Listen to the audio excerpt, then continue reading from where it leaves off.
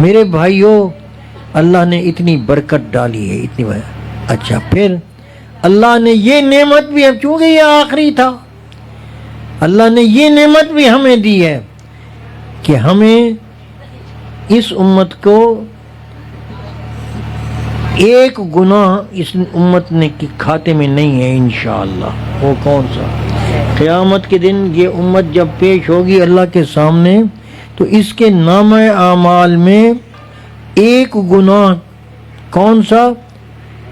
کہ خیانت والا،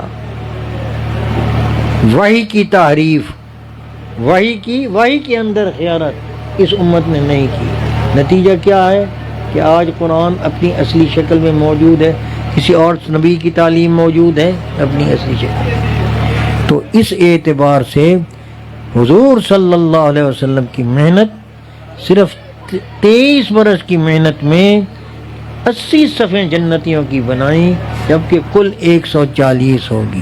تو میرے دوستو، یہ تحریف ہمارے پاس، اب اس کا نتیجہ یہ نکلا کہ ہم نے تحریف نہیں بدلی، تو اس وقت اس امت کے سوا کسی اور کے پاس اصلی قرآن، اصلی کتاب ہے، انجیل ہے، اصلی تورات ہے، زبور ہے، دوسرے انبیاء کے صحیفے ہیں، نبیوں کی سنت ہے، نہیں ہے۔